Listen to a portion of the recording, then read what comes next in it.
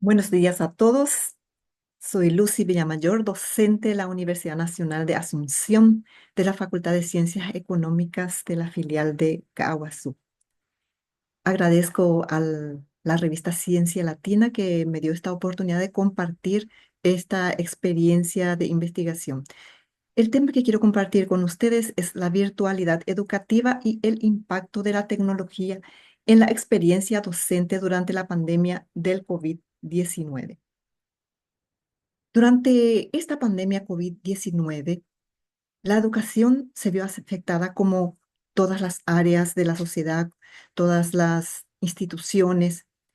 Esta crisis global ha impactado en nuestra vida de una forma tal que hay un antes y un después del COVID-19. Y la educación ha sido altamente impactada. ¿Por qué? Porque al cortarse las clases presenciales tuvimos que buscar otras formas, otras estrategias, otras herramientas para poder continuar con la educación. Esta investigación tiene por objetivo generar, analizar el uso de las TIC en los procesos de enseñanza-aprendizaje en la Facultad de Ciencias Económicas de la Universidad Nacional de Asunción, en la filial de Caaguazú. Como objetivo específico tenemos examinar la situación de la infraestructura del docente en su entorno casero, es decir, en su casa, si tiene este docente las condiciones para poder impartir las clases desde su casa. Y en segundo lugar, la parte cualitativa, describir las experiencias de los docentes en la implementación del aula virtual como herramienta de enseñanza-aprendizaje.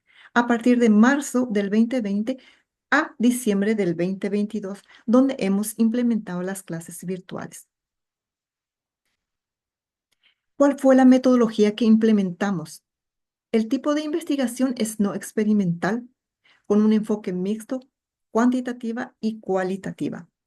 El alcance es descriptivo, según el tiempo es transversal y está delimitado en la ciudad de Caaguazú en el periodo comprendido entre el 2020 y 2022. El universo lo conforman todos los docentes de la Universidad Nacional de Asunción desde Casa Matriz y todas las filiales. Nuestra población comprende todos los docentes de la filial de Caaguazú y nuestra muestra está compuesta por 79 docentes de la carrera de Contaduría Pública y Administración. ¿Cuáles fueron las técnicas que implementamos para recoger estos datos? Fue la encuesta para la parte cuantitativa y para la parte cualitativa fue la entrevista. El cuestionario que utilizamos para la encuesta fue un cuestionario cerrado con algunas preguntas abiertas y hemos enviado a través del formulario de Google. La entrevista fue una guía de preguntas semiestructuradas. ¿Por qué semiestructuradas? Porque a medida que iba avanzando la entrevista, surgían otras nuevas preguntas para complementar las respuestas. Hemos utilizado un software de análisis de datos cuantitativo, el software eh, libre, Jamovi 2.321, y para el análisis cualitativo hemos utilizado Atlas T. Como saben, es una de las herramientas para el análisis cualitativo. En cuanto a la parte cuantitativa, los resultados, tenemos los datos generales de nuestra muestra. Nuestra muestra está compuesta, como hemos dicho, por 79 docentes, varones y mujeres. Hemos tenido la media es de 46, la mediana 45 y la moda 40. Tenemos 16 docentes en la faja etaria de 46 a 50 años. Esto corresponde a un 20.30% del total de docentes. Y 15 docentes tenemos de 41 a 45 años. Entonces, y los más jóvenes de 27 a 30 tenemos 5. Entonces, para darnos una idea de cuál es la edad promedio de nuestros docentes, la mayor cantidad de docentes, 16 de los 79, están entre 46 y 50. El más joven de los docentes tiene 27 años y el mayor de los docentes tiene 67 años. ¿Por qué estos datos son importantes para comprender también las dificultades que hemos tenido para apropiarnos de las tecnologías de la información y comunicación en el proceso de enseñanza-aprendizaje? Tenemos el 49% de los docentes son mujeres y el 51% son hombres. En cuanto a la variable infraestructura del docente, tenemos que los espacios físicos para las clases virtuales que utilizaban nuestros docentes desde su casa, mayoritariamente daban clases desde la sala de la casa. 64 docentes de los 79 daban en sus salas. Y 12 docentes, que corresponde al 15%, daba desde la oficina laboral. Y 4% de los docentes, 3 docentes, dijeron que daban desde su dormitorio. En cuanto a los dispositivos utilizados para las clases virtuales, se destaca Lenovo, que 67 docentes dijeron que utilizaban Lenovo para sus clases virtuales y apenas un docente dijo que utilizaba el celular para sus clases virtuales y computadora en mesa, 6 docentes. En cuanto a lo que tenían los docentes en sus casas para dar estas clases virtuales, ¿qué materiales contaban? 41 docentes dijeron que tenían pizarrón acrílico, especialmente para la enseñanza de las matemáticas. 40 docentes dijeron que también tenían micrófono que le ayudaban para poder tener mejor audio sus clases virtuales. Y 28 docentes dijeron que tenían proyector multimedia. 51 docentes no tenían estos elementos. Pasando a la variable cualitativa, que es la experiencia de los docentes, para este análisis hemos implementado el software Atlas TIC, que nos ha ayudado para analizar las entrevistas. Como ustedes pueden ver, eh, toda la entrevista se alza en el programa y manualmente fui codificando, sacando los códigos y luego uniendo a los textos específicos de cada entrevista. Estos códigos fui armando en una red semántica y los códigos grandes que hemos sacado de estas entrevistas son las dificultades, los desafíos, las oportunidades, la infraestructura de la casa, la experiencia docente, las estrategias didácticas implementadas, la conexión a Internet, la adaptación a las TIC y la educación superior. ¿En qué ha afectado a la educación superior? Los resultados nos traen que como usuarios del sistema de enseñanza virtual, los docentes encontraron colaboración, el trabajo colaborativo entre los docentes porque tuvimos que apoyarnos. Aquí voy a hacer un corte para explicar que el primer semestre de marzo a agosto del 2020, hemos tenido capacitaciones, hemos parado las clases y la Universidad Nacional de Asunción nos ofreció a todas las filiales capacitación gratuita en el uso de las tecnologías de la información y comunicación, cómo utilizar Google Form, cómo utilizar Kahoot, cómo utilizar Mentimeter, cómo utilizar el Meet, el Zoom, cómo utilizar el Classroom, qué herramientas tiene cada plataforma educativa, cómo utilizarlas. Hemos parado 6 meses para poder después ir apoyando mejor a nuestros estudiantes, porque cuando empezó la pandemia nadie estábamos preparados, ni los docentes ni los educandos.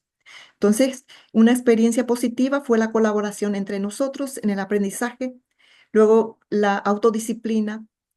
Hemos también como experiencia rescatado la autonomía para poder aprender. Los estudiantes tuvieron autonomía en su aprendizaje, se pudo tener una atención individualizada, la capacitación, un proceso de adaptación a esta nueva tecnología y tuvimos una mayor participación a medida que íbamos también nosotros capacitándonos. Pero también nos dimos cuenta que hay un desfasaje, vamos a decir, en el acceso desigual a las tecnologías, ya sea a partir del docente o del estudiante. La variable experiencia también tiene sus ventajas y oportunidades. En las ventajas y las oportunidades encontramos que las aulas virtuales pueden ser una opción viable para aquellos que viven lejos, especialmente en los días de lluvia para trasladarse de un lugar a otro. Cabe destacar que nuestros estudiantes vienen de zonas lejanas y vienen en moto, y en días de lluvia se les hace mucho más difícil. Entonces, esto fue una ventaja que se tenía, una oportunidad, el ahorro de tiempo y de dinero para los estudiantes que tenían que venir de 20, 30 kilómetros para las clases. Una flexibilidad en horario porque ellos podían hacer sus trabajos en el horario que sea y levantar en el classroom. También la personalización del aprendizaje porque acompañamos en forma personal a cada estudiante. Y el ahorro de costos. Esas fueron unas ventajas que hemos encontrado. Dentro todavía de la variable experiencia de los docentes, hemos encontrado las estrategias. ¿Qué estrategias utilizaron los docentes para poder llegar a los estudiantes? ¿Cómo iban a evaluar ese trabajo? Se utilizó el Classroom, que tiene diferentes herramientas, como el foro. Se utilizaban preguntas en el foro y también se utilizaba, vamos a decir, el Drive para compartir documentos y una colaboración en línea. Los estudiantes en el mismo momento podían ingresar varios estudiantes al Drive y trabajar en un mismo documento. También utilizábamos mismo el chat del Zoom y el chat del Meet, especialmente del Meet utilizábamos en la facultad. ¿Y qué más podíamos hacer? Atender al estudiante en forma personalizada. Al terminar las clases, otra vez en llamadas personalizadas, atendíamos cada caso particular del estudiante. También utilizamos muchísimo, particularmente he utilizado Kahoot, utilicé Mentimeter para poder hacer más interesantes las clases, porque lo más difícil de estas clases virtuales, las experiencias que hemos rescatado los docentes, es la dificultad para mantener la atención de los estudiantes por más de 40 minutos. Entonces, utilizar herramientas que les sean atractivas, el Mentimeter, Kahoot, utilizar Miro, Canvas, y para eso el profesor tenía que prepararse mucho antes, preparar su material de Kahoot, las preguntas, las respuestas, el Mentimeter, preparar, ser primero conocedor de esas herramientas para poder aplicar. Porque los estudiantes enseguida se dan cuenta si el docente no tiene vasto conocimiento de esa herramienta. Bueno, para ir cerrando, hemos encontrado desafíos, limitaciones y oportunidades en las clases virtuales.